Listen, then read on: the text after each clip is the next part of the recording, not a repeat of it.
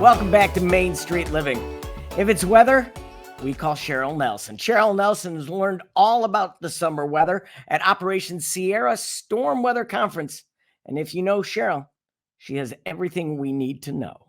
Of course, and she had a lot to learn when she caught up with Jamie Rhome, Deputy Director of the National Oceanic and Atmospheric Administration's National Hurricane Center. Let's take a look.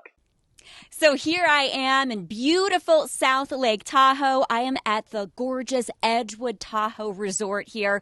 I love the mountains behind us. You can see some of the snow in the higher elevations. So exciting, part of the Operation Sierra Storm Weather Conference. And I am joined by Jamie Rhome. He is the Deputy Director of NOAA's National Hurricane Center. We've been talking all kinds of stuff today, and I love what you're talking about with climate change. We're seeing hurricanes changing. A lot of people are moving to Florida, maybe who aren't used to them. And now California, some people have to deal with some tropical weather.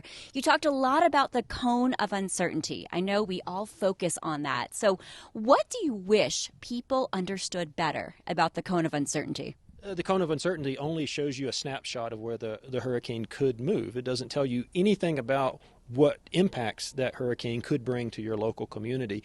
We see it time and time again that people are focusing their entire decision based off that cone and not looking at the actual risk. Yeah, I'm glad that you said that, because the cone, right, it's kind of narrow, especially as that storm gets closer, and every storm is different. Some of these storms are huge, and you can see impacts way outside of that. And another thing you said was storm surge and deaths related to storm surge compared to freshwater flooding. And you're saying now that the freshwater flooding is actually causing more deaths in recent years. This surprised me. Explain that. I think we're doing a really good job of warning people at the coastline, and they're heeding those warnings. So what that means is you're lowering mortality at the coastline, but then the hurricane spreads inland and spreads heavy rainfall and flooding inland, and we've got to do a better job of communicating that risk to the inland communities.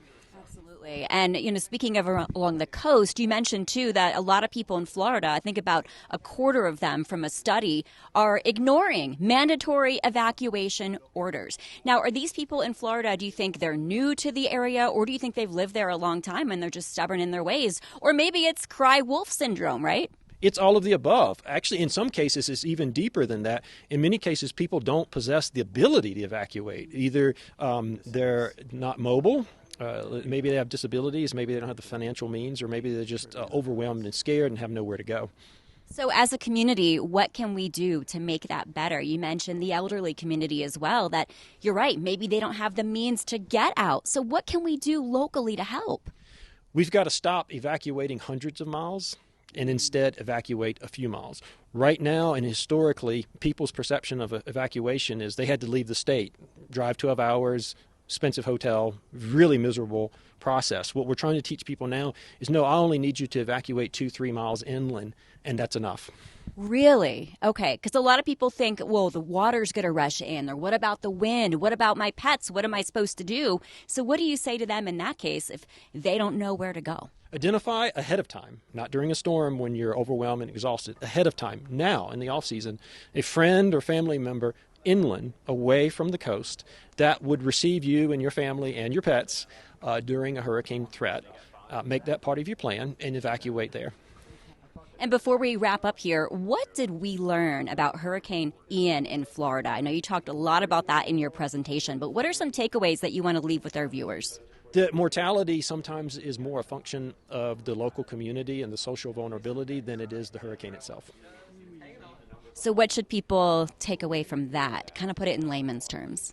That some communities have a harder time sort of reacting to a hurricane. Maybe the population skews more elderly, or there's more people with disabilities. Those communities have to take even harder preparation steps well ahead of the storm. There's still a lot to learn. I know the social scientists are really working with meteorologists and experts like you to make this better, to really portray that risk to people. And I really appreciate you joining us today. Excellent presentation. We're learning so much here at Operation Sierra Storm in South Lake Tahoe. For now, that's all.